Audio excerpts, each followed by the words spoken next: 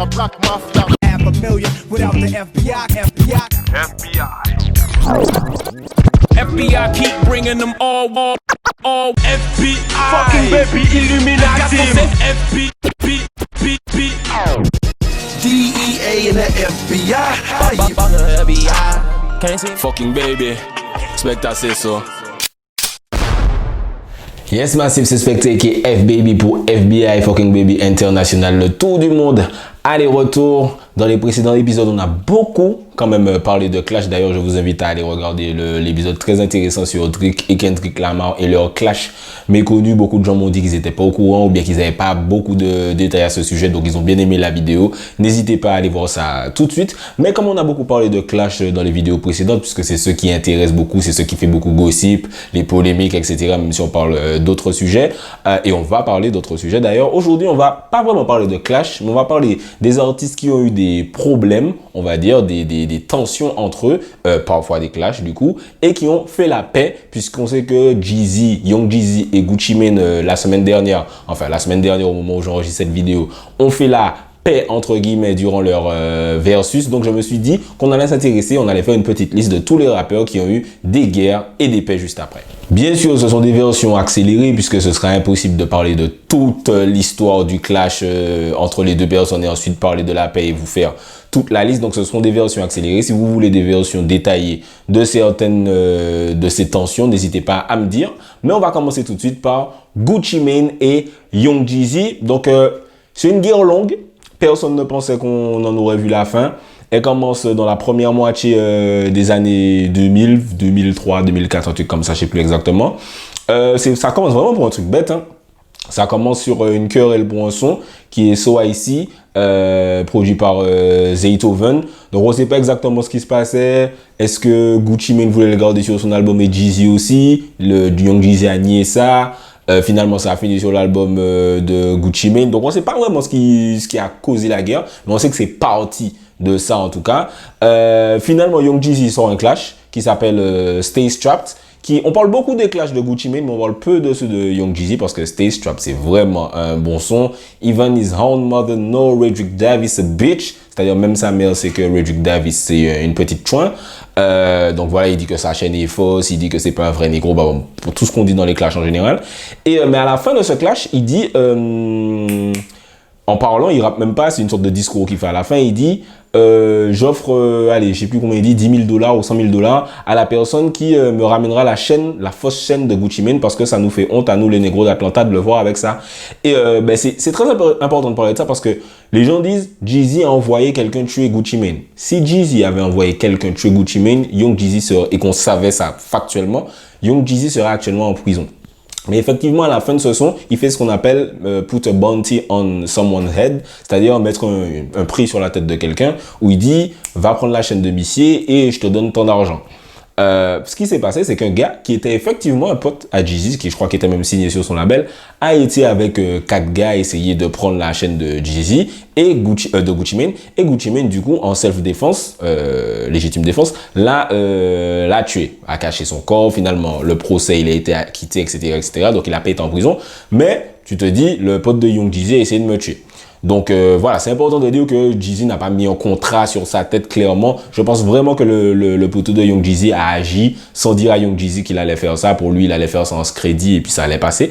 Donc ça s'est très mal passé. Ce qui est important aussi de noter, c'est qu'après ça, donc Gucci Mane a clashé Young Jeezy, bien sûr. T'as envoyé tes potes me tuer, mais je suis toujours vivant, blablabla. Mais ce qui est important de dire, c'est qu'entre-temps, entre ce moment-là et le versus, ils ont déjà fait la paix. Young Jeezy et Gucci Mane, via DJ Drama, je crois, qui est un gros DJ d'Atlanta célèbre pour ses mixtapes. Gucci Mane a fait des mixtapes avec lui, Young Jeezy aussi. Young Jeezy était d'ailleurs fâché avec DJ Drama à un moment pour ça. Mais ils ont eu le temps de faire la paix via DJ Drama. Mais entre-temps, Waka Flocka, qui était pas encore un rappeur, mais qui était toujours un sbire à ce moment-là de Gucci Mane, a eu un problème avec l'entourage de Young Jeezy. Ça a relancé le clash. Ensuite, Gucci Mane était vraiment dans une mauvaise spirale. Il prenait beaucoup de lean. Donc, ça agissait beaucoup sur son mental. Il a eu le temps d'envoyer une meuf hors d'une voiture, alors que la la voiture est en train de rouler, personne ne parle jamais de ça. Il est arrivé sur Twitter, il a clashé le monde entier, il a dit ouais j'ai couché avec Nicki Minaj, Keisha Cole, Black China, et Young Jeezy c'est une bitch, T.I. c'est une bitch, telle personne, enfin il a clashé beaucoup de gens. Et il n'était pas dans son état normal, même s'il est relou, là il n'était pas dans son état normal, et depuis qu'il a été en prison, je pense que lui-même dit que le fait d'aller en prison, ça a sauvé sa vie.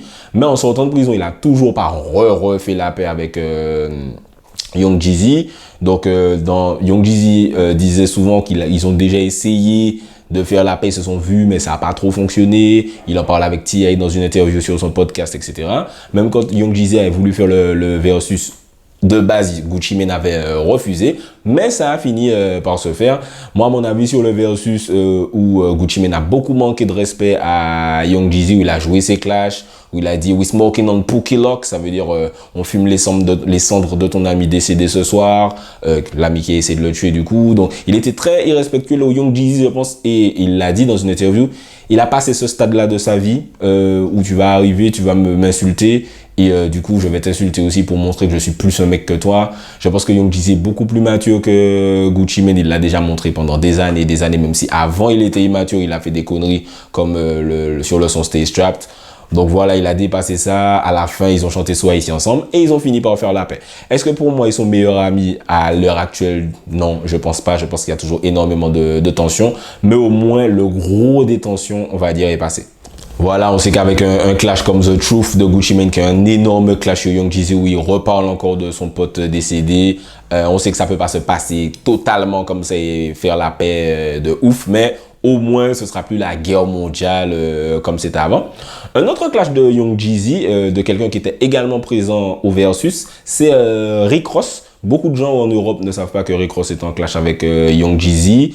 Ce qui s'est passé, c'est quoi? C'est que l'un des plus gros hits de Rick Ross, comme vous le savez, c'est BMF. Si vous avez regardé mes vidéos sur les plus gros thugs du rap game, vous savez que BMF, c'est le crew de Big Mitch, Black Mafia Family. Et c'est l'un des plus gros crews de dealers noirs en américain, en tout cas à l'époque moderne. Et je vous invite à aller voir la vidéo dessus, vous saurez tout dessus. Et Young Jeezy était affilié à ce crew qui s'appelait BMF.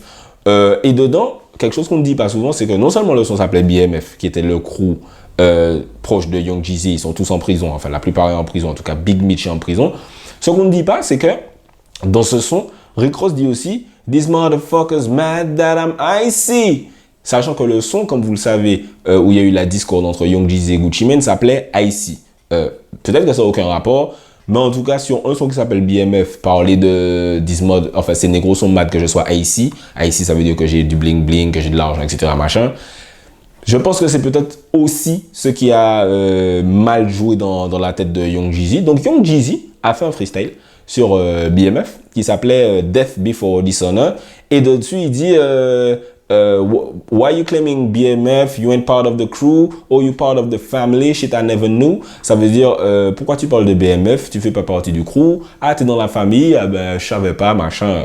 Pour un peu jouer sur le fait que Rick Ross, pourquoi tu parles de BMF? BMF, c'est à moi, machin, non. Donc c'est un petit peu, comme je vous disais, puéril de la part de Young Jeezy. Il était assez puéril avant la période 2011, tout ça, il était un peu puéril, Young Jeezy. D'ailleurs, on va en parler après, quand je vais continuer à parler de l'histoire de Rick Ross, puisque justement, Rick Ross lui a répondu sur un son qui s'appelle The Summer's Mine, où il dit, frère, t'es rincé, t'es fini.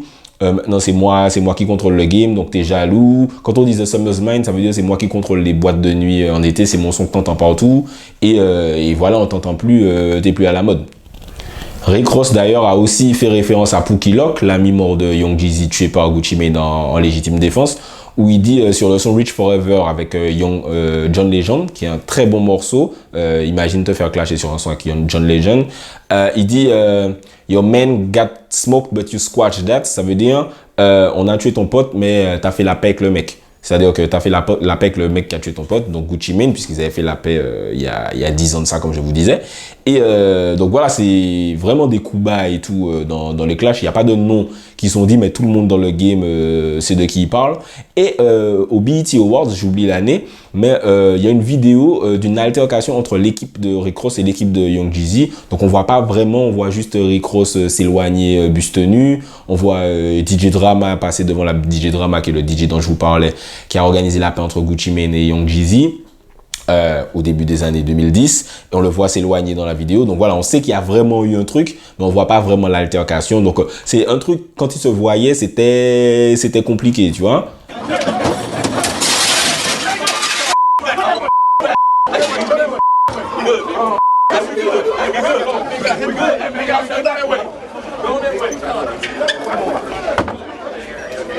DJ Drama in the house? Yeah, I'm good.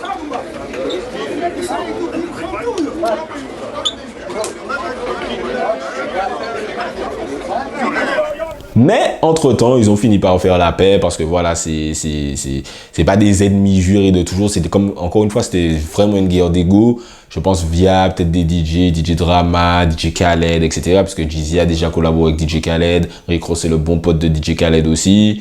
Voilà, ils ont pas mal de potes en commun dans l'industrie. Ils ont fini par faire la paix. Ils ont déjà fait, je pense, 2 ou 3 morceaux ensemble. Le premier, c'était justement War Ready avec Trey City. Donc voilà, ils ont fait la paix depuis un petit moment. C'est bien les mecs, ce sont 2 bons artistes du Sud qui n'ont aucune raison de se clasher pour rien. Donc voilà, ça fait partie de l'histoire ancienne. Le clash Drake-Meek Mill, et qui s'est terminé par une paix, est vraiment intéressant parce que pour moi, ça montre que Drake, je sais pas, je trouve que ça montre que Drake a un bon fond. Vous me direz si vous êtes d'accord ou pas dans les commentaires. Comment ça commence? Déjà, faut montrer que ils sont industry potes de base, c'est-à-dire des potes du game. Drake fait des sons avec Rick Ross et avec Meek Mill. Meek Mill est présent dans le clip de Stay Skimin', qui est un son où Drake clash Common. Drake est présent sur le premier album de Meek Mill avec le son Amen, qui est un gros single de cet album. Il est présent sur le second album de Meek Mill avec Rico, et il est présent sur le dernier album en date de Meek Mill avec le son Going Bad. Donc c'est-à-dire que vraiment Drake a donné beaucoup de singles et de hits à Meek Mill. Imagine t'es posé chez toi, t'es Drake, et Meek Mill va sur Twitter et il dit « De toute façon, ne me comparez pas à Drake parce que Drake, il est un ghostwriter. On a découvert ça et c'est pour ça qu'il n'a pas posté mon album sur Internet. » Et toi, tu te dis « Alors, je n'ai rien fait. Je suis là, je ne t'ai pas insulté, je n'ai rien fait, machin. » Et toi, tu arrives sur Twitter et tu me clashes comme ça. La raison de ce clash, Meek Mill en parle lui-même en interview. Il dit qu'à ce moment-là, il était drogué. C'est-à-dire qu'il prenait des pilules. Ce qu'ils appellent Molly en Amérique. Je pense qu'il prenait de la ligne aussi. Enfin, en tout cas, il était ce qu'on appelle prescription drugs. Il prenait des pilules, donc il n'était pas dans son état normal. Il était jaloux de la relation que Drake avait pu avoir avec Nicki Minaj, puisque Drake dit The girl of your dream to me is probably not a challenge, puisqu'on sait que Meek Mill dit Dream Chasers, donc c'est le nom de son crew. Donc la meuf de tes rêves, pour moi, c'est pas un challenge de la voir, puisque toi, tu fais partie des Dream Chasers. Dream Chasers, ça veut dire chasseur de rêves. Donc voilà, ça a joué dans sa tête. Il a décidé de clasher Drake comme ça. On sait ce qui s'est passé. Drake l'a détruit sur Back to Back. Après, il y a eu beaucoup de sublis entre les deux. Mais le clash qu'on retient vraiment de ça, c'est Back to Back. Et tous les mêmes qui sont sortis de cette histoire. Même Booba a eu le temps de dire fais pas le show sur Twitter, sinon je te Meek Mill. Je t'humilie comme Meek Mill. Donc même en France, on le mettait à la fête par rapport à cette énorme défaite qu'il a subie par rapport à Drake. Surtout que Drake était vu comme le gentil gars, chabin, fragile, innocent. Et toi, t'es arrivé, t'as fait le Twitter fingers, comme on dit, c'est-à-dire t'as beaucoup parlé sur Twitter. Et Drake est arrivé et en 2-3 lyrics, boum, il t'a terminé. T'es arrivé, t'as parlé de ghostwriter, soi-disant Drake écrit pas ses sons, ce qui est de grosse mauvaise foi puisque Tachou a déjà eu l'occasion de travailler avec Drake. T'as déjà eu l'occasion de travailler avec Drake, ton boss a déjà eu l'occasion de travailler avec Drake. Si Drake n'écrivait jamais ses sons, n'écrivait pas ses sons qui ont de gros lyrics, il y a quelqu'un qui l'aurait su, Lil Wayne aurait su, quelqu'un aurait su. Donc en fait, c'est totalement faux, mais bon, comme je vous disais, c'est l'hypocrisie intellectuelle et la mauvaise foi qui permet de manipuler le public. Donc Meek Mill a essayé d'utiliser ça. Et malgré ça, quand Meek Mill a été en prison, après tout ça, je pense que ça a un peu apaisé les esprits par rapport à lui, puisqu'il faisait beaucoup de conneries à ce moment-là. Il a essayé de tabasser, d'envoyer des potes à lui tabasser l'ex de Nicki Minaj, Safari. Et au final, il est sorti de prison. Il y a beaucoup de gens influents qui militaient pour sa sortie de prison, comme Jay-Z, comme des hommes, des milliardaires assez influents. Et quand il est sorti, finalement, Drake l'a invité sur une scène, je crois. Ouais, il l'a invité sur une scène, je sais plus exactement où. Et ils ont fait la paix sur scène et ils ont fini par faire le son Going Bad. Ils en ont parlé en interview. Meek Mill a dit ce que je vous ai dit, que voilà, il n'était pas dans une bonne situation à ce moment-là. Drake aussi a dit que bon, c'est de l'histoire ancienne et voilà. C'est plus facile de faire la paix quand tu as totalement détruit ton ennemi. Mais je ne sais pas si j'aurais pu, moi, faire la paix avec Meek Mill à la place de Drake. Dites-moi ce que vous en pensez. Une autre guerre de Drake, qui est beaucoup plus R&B cette fois, c'est la guerre avec Chris Brown. Donc pourquoi ils font la guerre, comme vous le supposez, c'est vis-à-vis de Rihanna.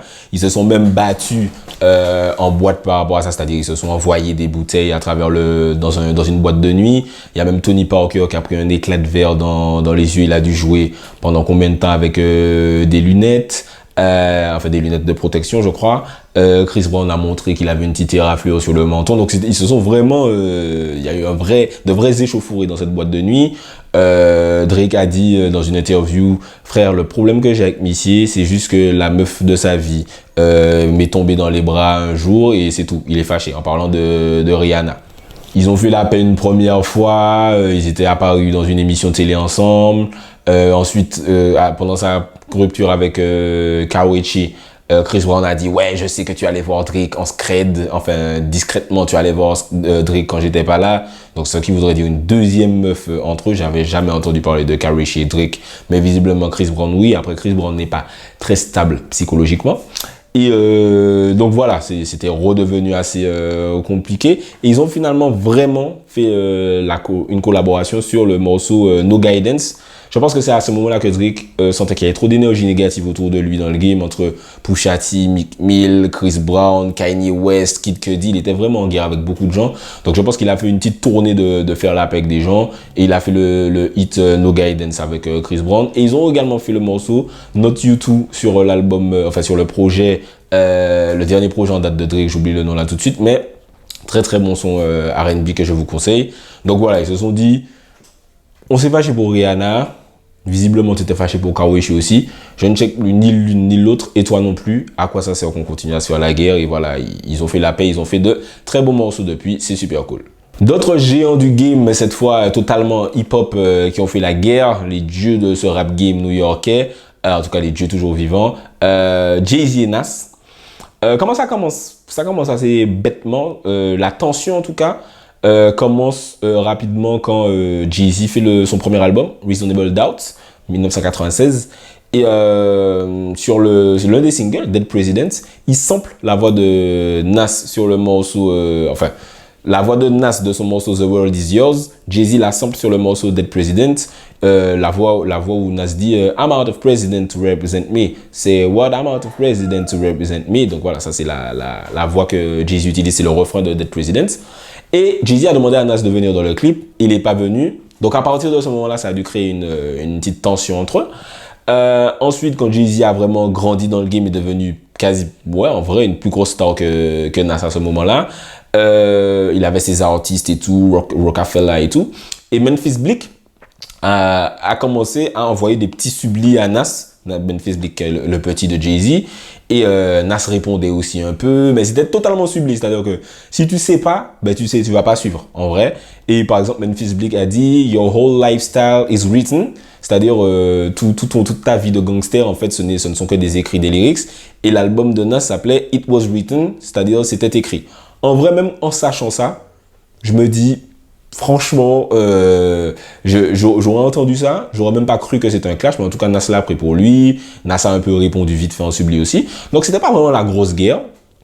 Jusqu'à ce que Jay-Z dise, puisque Jay-Z n'aimait déjà pas Nas depuis sa non-apparition dans le clip. Je pense que Nas se la racontait pas mal au début, quand il était un plus big artist que Jay-Z. Et quand Jay-Z l'a dépassé, il a dit « Ah, ben maintenant tu vas voir ». Donc, il y a au Summer Jam, qui est le plus gros festival de rap à New York, de la radio Hot 97. Jay-Z a clashé Mobb Deep. Il a dit un truc sur Mobb Deep, j'ai oublié ce qu'il a dit sur Prodigy, Rest in Peace. Il l'a mis sur l'écran du Summer Jam, habillé en Michael Jackson quand il était petit, en mode t'étais pas un thug, arrête, regarde la photo de toi. Donc ça, c'était une grosse humiliation déjà pour Prodigy. Jusqu'à maintenant, on en parle. Rest in Peace encore une fois, gros respect. Et il dit il débute son son Takeover, qui est jamais sorti, jamais entendu, personne n'a jamais entendu, il n'y a pas internet en ce temps-là et tout. Et Jay-Z dit Ask Nas, he don't want it with Hove, no. C'est-à-dire, demande à Nas, il veut pas de problème avec Jay-Z, je suis son patron, machin, etc. Donc quand il dit ça, tout le monde dit non, putain, il est en clash avec Nas, machin, machin, il n'y a pas internet, donc c'est le bouche à oreille qui parle, ça commence à se répandre de ouf à New York. Et ce qui finit par se passer, c'est que l'album de Jay-Z, The Blueprint, qui est vu comme pour la plupart des fans de rap, si on fait un consensus dans les fans de rap moderne, top 5 meilleur album de rap de tous les temps, The Blueprint, je pense aller top 10 pour vous faire plaisir. Et il y a le son dessus, The Takeover, où il clash Nas. Pour moi, c'est mon son clash préféré. Pour moi, il détruit totalement Nas dessus, mais techniquement, il revient sur sa carrière, etc. C'est pas juste un clash où je t'insulte, t'es un bamboclat, t'es laid, t'es nul, t'es machin. Et pour moi, il le détruit. À ce moment-là, il le détruit. Tout le monde pense que Nas, c'est fini, surtout qu'à ce moment-là, Nas vend beaucoup moins, il est un peu en chute à ce moment-là. Mais Nas renaît de ses cendres et sort, je pense, le son qui est vu comme le plus gros clash de tous les temps, qui est Ether, où il clash Jay-Z dessus et tout le monde déclare Nas vainqueur avec ce clash-là. Je sais pas franchement, j'aurais vraiment dû vivre cette période-là pour comprendre. Je pense que, comme j'ai pas vécu cette période-là, là on parle de 2001-2002 environ, à ce moment-là, j'ai 11-12 ans. Je comprends pas pourquoi Ether fait autant d'impact, parce que pour moi, c'est vraiment juste un son où il dit à Jay-Z, t'es laid, t'as de grosses lèvres comme un suceur de beats, t'es gay, voilà, tu m'imites, enfin, j'ai pas trouvé ce clash-là incroyable. C'est un très bon clash, mais face à Takeover, j'ai toujours trouvé que c'était pas ouf, mais en tout cas, ça a détruit Jay-Z à ce moment-là. Tout le monde a dit que Nas avait gagné. Jay-Z répond avec Super Ugly. Et dans ce son, il révèle qu'il a couché avec la baby mama de Nas, que Allen Iverson aussi. Mais Jay-Z dit qu'il a fait ça dans la voiture de Nas, près du siège bébé de Nas, puisque c'est la baby mama de Nas du coup. Donc c'est très très irrespectueux. Techniquement, normalement, tu dis ça dans un clash, t'as gagné, en vrai. Mais la mère de Jay-Z va lui dire, là, t'as dépassé les bornes. Parce que c'est vrai que Jay-Z, c'est pas ce style de personne là. Jusqu'à maintenant, bon, après c'était il y a très longtemps, donc il était plus immature. Mais c'est vrai que jusqu'à maintenant, on sent pas Jay-Z aussi irrespectueux en fait de dire ça dans un son. Je pense que Ether l'avait beaucoup touché, donc il a vraiment voulu blesser Nas et je pense qu'il a réussi. Mais sa mère, la mère de Jay-Z, du coup, Gloria Carter, attention, a appelé Jay-Z, lui a dit non, excuse-toi. Donc il s'est excusé. À partir de là, ils ont continué à se clasher un peu, mais bon, le gros du clash était passé. Et finalement, ils ont fait la paix quelques années plus tard au concert I Declare War de Jay-Z. Ils se sont rassemblés sur scène, ils ont chanté ensemble. C'était un très très grand moment pour New York. Et ensuite, ils ont collaboré quand même pas mal. Ils ont fait 2 feats.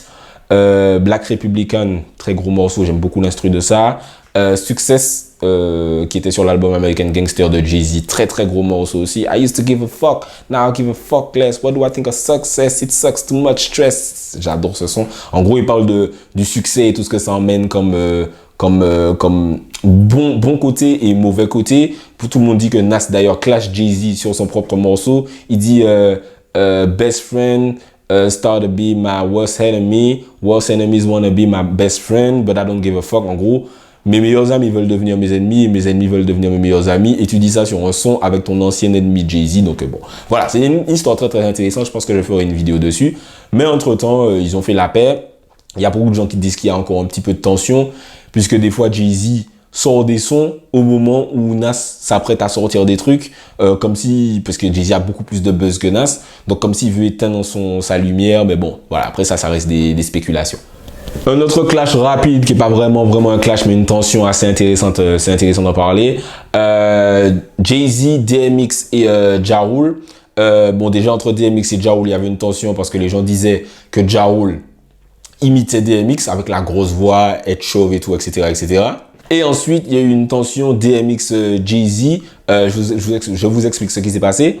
DMX, Ja Rule et Jay-Z devaient être dans un groupe qui allait s'appeler Murder Inc., qui a fini par le label de Irv Gotti et de Ja Rule seulement. Mais ils devaient former un groupe à 3. Mais finalement, ils sont tous devenus de trop grosses stars entre-temps. Donc, ils n'ont pas pu, parce que Ja Rule, DMX et Jay-Z, c'est 3 énormes stars qui ont vendu des disques de platine.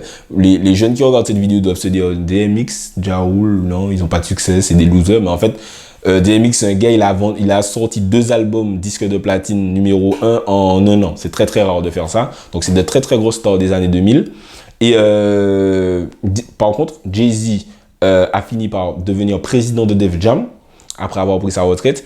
Et DMX a la sensation, pas seulement DMX d'ailleurs, DMX, LL Cool J, même Jadakiss un peu, a la sensation que Jay-Z freinait leur carrière parce qu'il avait la possibilité, c'est lui qui décidait des budgets de promo, etc., etc. Et il trouvait que Jay-Z freinait leur carrière. Donc pour moi, c'est pas forcément vrai dans le sens où, ça colle un peu à la période où DMX faisait de moins bons sons. LL Cool J aussi faisait de moins bons sons. Donc, c'est assez facile de blâmer Jay-Z et dire c'est ta faute, machin. Mais bon, bref. Mais ils ont fini par faire la paix des années et des années après. Il y a une photo 2 à 3, Ja Rule, DMX et Jay-Z. Donc, bon, là, Jay-Z est dans la stratosphère pendant que les autres, leur carrière est un peu finie. Mais au moins, ils ont enterré la hache de guerre et c'est cool. D'ailleurs, histoire funny, Jay-Z et DMX ont fait un battle, paraît-il, dans une salle de billard. Pareil que ça a été filmé par un autre rappeur qui s'appelait Big L, mais que le groupe de DMX n'a pas voulu que la partie de DMX soit filmée, donc on ne saura jamais vraiment qui a gagné ce battle. Ça aussi, c'est une histoire intéressante. Un autre clash peu connu de gens qui ont fini par faire la paix, c'est Drake et Tory Lanez. Beaucoup n'ont pas suivi, mais ces 2 gars-là se détestaient de base. Tory Lanez a vraiment beaucoup essayé de se faire du buzz sur la tête de Drake. Par exemple, en entrant dans le game, il postait des vidéos sur Internet, je pense que la vidéo est là toujours, et c'était écrit Drake's Little Brother, c'est-à-dire il voulait buzzer en faisant semblant d'être le petit frère de Drake. Je trouve ça ridicule, mais bon bref, en tout cas cette vidéo, je crois est toujours sur YouTube. Ensuite, il a lancé un défi à Drake, je te donne $10 000 si tu écoutes ma musique et tu la trouves nulle. Enfin, c'est-à-dire que Tory Lanez faisait tout pour faire l'intéressant. En fait, il a toujours été en quête de buzz. J'aime beaucoup Tory Lanez, mais c'est vrai que des fois il fait des trucs bizarres. Finalement, il a fini par avoir ce buzz, et ce début de buzz en tout cas, et il a envoyé des petites piques à Drake assez bizarres, en mode ouais, pourquoi tu appelles Toronto The Six, c'est nul, c'est nous qui avons commencé à dire ça, et maintenant tu nous voles, etc., etc. Donc il faisait pas mal de trucs pour attirer l'attention de Drake quand son buzz commençait à monter. Par exemple, quand il y a eu le buzz négatif, ghostwriter de Drake, son ghostwriter soi-disant s'appelait Quentin Miller. Donc Quentin Miller qui a fait des références tracks pour Drake qui sont sortis sur YouTube, pour des sons comme Ten Bands, Know Yourself, qui sont pas des sons à lyrics de Drake, c'est plus la vibe. Bon, je l'ai dit, il lui expliquait un peu il lui montrait un peu les top lines des sons, ce que beaucoup de rappeurs font, mais bon, comme c'est Drake, c'est la fin du monde. Et Tory Lanez a un lyrics où il dit I've been counting up Quentin Miller, a QM, that's a $250,000. Donc c'est un très très bon lyrics puisqu'il dit j'étais en train de compter un Quentin Miller, donc Quentin Miller qui est le nom du ghostwriter. Un QM, c'est $250,000. C'est-à-dire qu'il fait un jeu de mots pour dire, avec les initiales de Quentin Miller, pour dire qu'il est en train qu'il vient de gagner $250,000 de dollars. Mais il fait ce jeu de mots-là juste pour parler de Quentin Miller et mettre Drake encore un peu à l'amende. Et Drake lui répond All you boys from the New Toronto wanna be me a little, c'est-à-dire tous ces gars du Nouveau Toronto, qui est le nom de la mixtape de Tory Lanez, New Toronto, veulent être moi au fond d'eux. Ce qui est totalement vrai. Tory Lanez, s'il pouvait être à la place de Drake, il l'aurait fait. Il l'aurait été. Et Drake a plein d'autres lyrics où il parle de Tory Lanez. Par exemple, il dit You overnight celebrity, you one day star, I swear I told you I'm in this bitch for eternity. Donc, overnight celebrity, il dit ça parce que effectivement Tory Lanez, il a surtout buzzé grâce à son C-Hit. Donc, il a failli être un one hit wonder aux yeux des gens. Mais Tory Lanez a tellement de talent qu'il a réussi à surmonter ça. Mais overnight celebrity, ça veut dire que d'un seul coup, tu es devenu une star et puis tu crois te comparer à moi. Et il dit you one day star. Donc, one day star, ça veut dire star d'un jour. Mais Daystar, c'est aussi le prénom de Tory Lanez. Donc, si tu sais pas ça, tu suis pas la punchline. Et ensuite, il dit I swear I told you I'm in this bitch for eternity. Ça veut dire, je te jure que je t'ai déjà dit que je serais dans le game pour l'éternité. Sauf que I told you, c'est aussi le nom du premier album de Tory Lanez. Donc, il y a plein de petits lyrics comme ça qui partent, etc. Ensuite, Tory Lanez a remixé Controlla et tout le monde disait que la version de Tory Lanez était mieux que celle de Drake. Et ça fait toute une tension entre eux. Même Boy Wonder, qui est l'un des beatmakers de Drake, a répondu sur Twitter. Il a dit si j'entends encore une copie de mauvais dancehall, je pète les plombs, machin. Donc, il y avait une grosse tension par rapport à ça. Et finalement, ils ont fait la paix. Brusquement, je me réveille, je vais sur Instagram et je vois une photo d'eux ensemble où Drake écrit The city needs more of this and less of that. C'est-à-dire la ville, Toronto, a besoin de plus d'unité et moins de guerre. Donc voilà, entre-temps, ils ont fait la paix. Je crois qu'ils sont même partis en tournée ensemble. Mais je pense qu'il y a toujours des tensions entre eux parce que ça fait 2-3 ans maintenant et j'ai jamais vu de son. Ils doivent faire un featuring depuis je sais pas quand et ils ont jamais fait de featuring. En tout cas, c'est jamais sorti. Donc, je pense qu'il y a toujours une semi-tension entre eux. Deux autres grosses stars qui ont fait la guerre subliminale, c'est Kendrick et Big Sean. Kendrick Lamar et Big Sean, dont je vous parlais un peu dans la vidéo précédente. Donc, comme vous le savez, Kendrick Lamar était présent sur le son Control. N'hésitez pas à regarder ma vidéo sur Kendrick contre Drake pour mieux comprendre. Et il a cité les noms de plein de rappeurs, etc. Ça a mis plein de tensions. Tout le monde dit qu'il a tué Big Sean sur ce son-là. Donc, Big Sean, je pense qu'il était déjà un peu frustré par rapport à ça. Et donc, il a eu pas mal à parler de ça dans ses interviews. Pendant la promo de son album, je pense que ça lui a pas mal fait chier. Et sur un morceau, il a décidé de s'en prendre à Kendrick. Je vais vous lire un peu les lyrics. Il dit This new nigga, he rap, can we really spit? Or do we just hide behind his skits like all of these rappers do?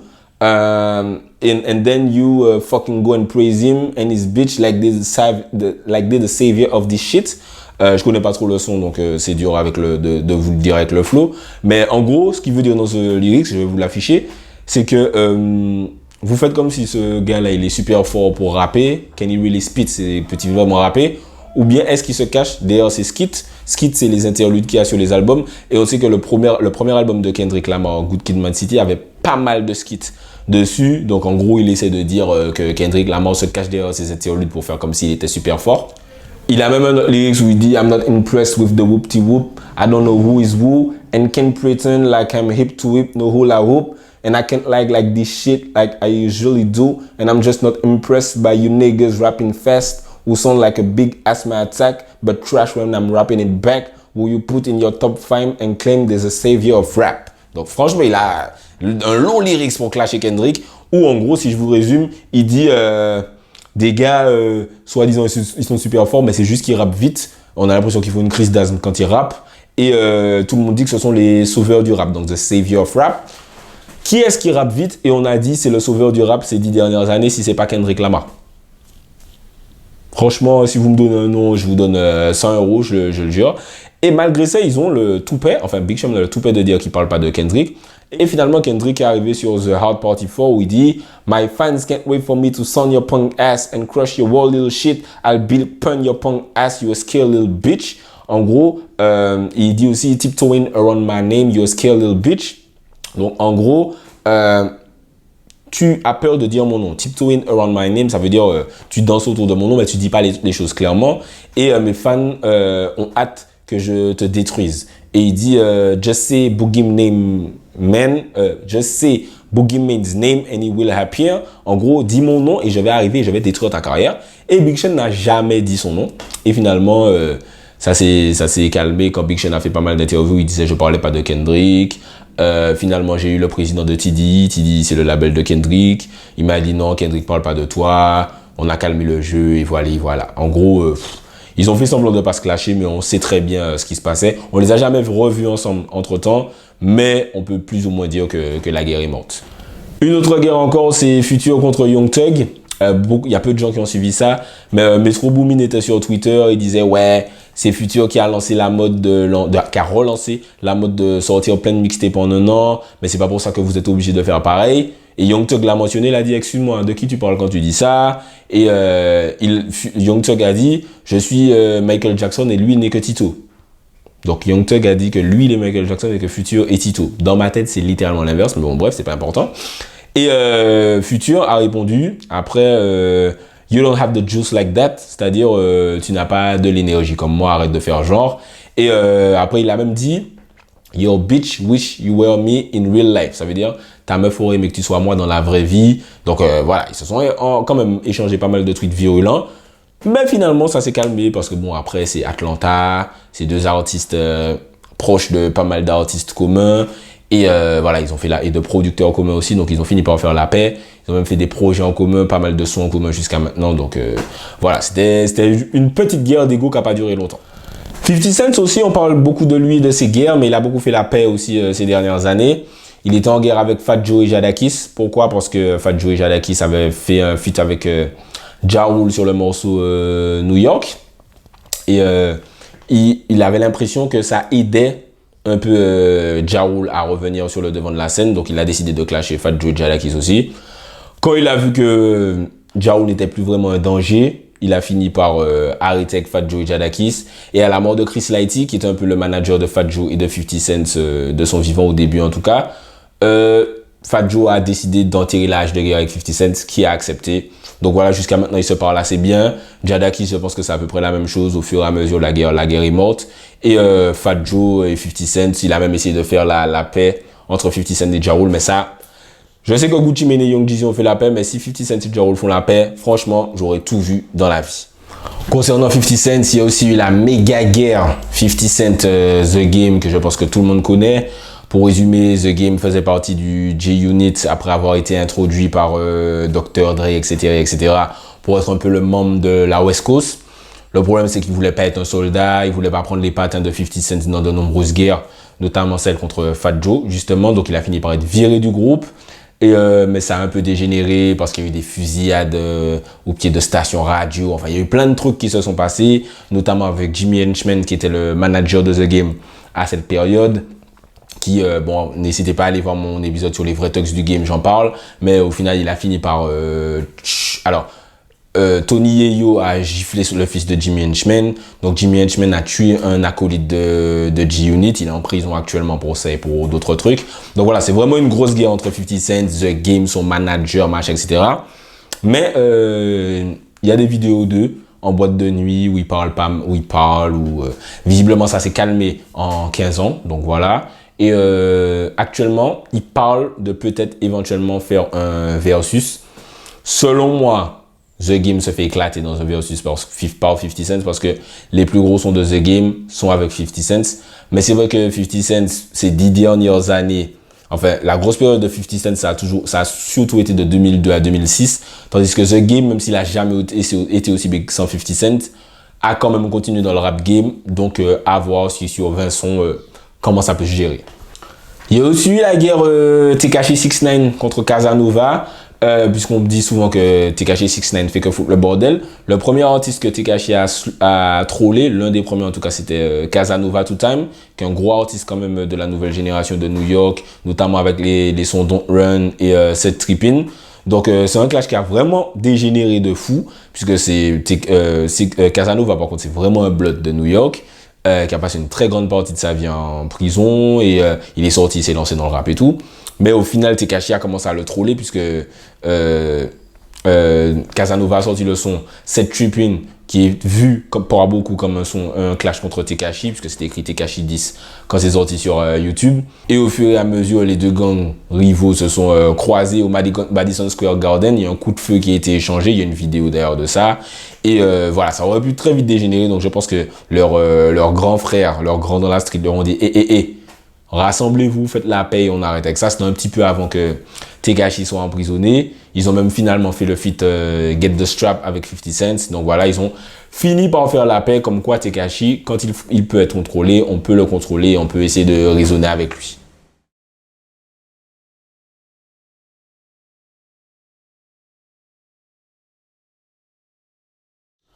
Voilà, il y a d'autres artistes qui ont fait la paix comme Nas et Cam'ron, puisque Nas avait pas mal insulté Cam'ron et d'autres rappeurs à la période de son clash avec Jay-Z. Il avait insulté pas mal de gens. Je pense que Nas était assez vénère à cette période-là, puisque Jay-Z c'était le plus big artiste et je pense que les gens tournent un peu leur dos à Nas. Et quand Nas a fait Ether et ça a fini par... le vent a fini par tourner. Nas a pas mal pris, pas la grosse tête, mais bon, il se sentait un peu, donc il a dit Cam'ron, il a dit qui... Je crois qu'il a dit Nelly, enfin il a dit pas mal de gens dans une interview très violente qui est disponible sur YouTube. N'hésitez pas à taper Nas 10 Cameron, Nelly, etc. Bon, c'est long et c'est en anglais, donc si vous comprenez l'anglais, n'hésitez pas à l'écouter. Mais entre-temps, ils ont fait des photos ensemble. Mais Cameron a été très irrespectueux pendant ce clash-là. Il a dit genre, je vais jouer à R. Kelly avec ta fille. Je vais passer la fête des mères avec toi parce que t'as perdu la tienne. Enfin, il était très irrespectueux pendant ce clash. Donc, j'étais très surpris que Nas fasse la paix avec lui parce qu'en vrai, vous pouvez coexister sans faire la paix. J'ai jamais compris franchement, les gens ils disent ouais, non, mais faut faire la paix pour la paix de l'esprit. Frère, tu me dis ça, on fait jamais plus la paix du monde, c'est sûr et certain. Mais bon, bref, en tout cas, ils ont fait la paix. Et Jim Jones et French Montana. Jim Jones qui fait partie de Dipset aussi avec Cameron. Et French Montana ils ont fait la guerre par rapport à Max B, qui était proche des deux, mais finalement, il y a eu des problèmes. Max B a fini par aller en prison. French Montana et Jim Jones étaient en guerre c'était vraiment des guerres de rue parce que Jim Jones, c'est vraiment un gars de la street. French Montana, c'est vraiment un gars de la street. French Montana, il a même pris une balle dans la tête et tout, machin. Enfin, c'est vraiment, et je crois que Jim Jones faisait genre, c'est lui qui avait commandité les gens qui avaient essayé de tuer French Montana. Donc, c'était vraiment très tendu. Et visiblement, récemment, là, ils ont fait un son. Donc, comme quoi, la guerre, c'est pas pour la vie. J'ai surtout parlé de rap américain parce que dans le rap français, il n'y a pas beaucoup de gens qui font la paix, ou quand ils font la paix, c'est pas intéressant. Genre, La Fouine et Kamel Ancien qui font la paix, on s'en fout un peu. La Fouine et Tunisiano qui font la paix, ben, ça fait partie de tout le truc Panam Boss dont j'ai déjà parlé dans... est-ce que Booba a vraiment tort, ou bien, je crois que j'en ai parlé dans le Clash avec Rof aussi. Il y a Booba, encore une fois... J'avoue, quand il a posté la vidéo où il était en train d'écouter le son qu'il a jamais sorti en featuring avec Kalash, je me suis dit, peut-être que ils vont faire la paix. Peut-être qu'ils ont fait la paix en scredé, on sait pas. Mais je pense pas non plus. Quoique, qui sait. Mais non, mais en vrai, j'ai jamais vu Booba vraiment faire la paix avec quelqu'un. Il l'a viré du crew et là, ils sont un petit peu... Enfin, quand il parle d'elle, c'est dans des termes plus ou moins élogieux, on va dire. Mais j'ai jamais vu Booba vraiment faire la paix avec quelqu'un. Sinon, il y a Sofiane et Lacrim qui ont semi-fait la paix. Mais en vrai, dans le rap français, on s'en fout. Il n'y a pas de vraie paix qui m'est marquée. N'hésitez pas à me dire si j'ai oublié, parce que j'avoue que j'ai peut-être oublié. Dites-moi ce que vous avez pensé de ces guerres et de ces paix. N'hésitez pas à vous abonner, à me suivre sur Instagram. Il y a pas mal d'entre vous qui m'envoient des messages sur Instagram pour me big up, pour me dire que vous aimez bien le contenu. Ça fait super plaisir. Abonnez-vous à la chaîne YouTube parce que comme ça, vous voyez directement quand les vidéos sortent et tout, machin. Ça arrive dans votre fil d'actualité YouTube plus facilement. Donc, n'hésitez pas à vous abonner. C'était Specta pour FBI Fucking Baby International. Le tour du monde. Aller-retour. Gone. Et que le FBI get ma plaque mafia. $500,000 without the FBI. FBI keep bringing them all FBI. Fucking baby Illuminati. DEA and the FBI. Fucking baby, Specta say so.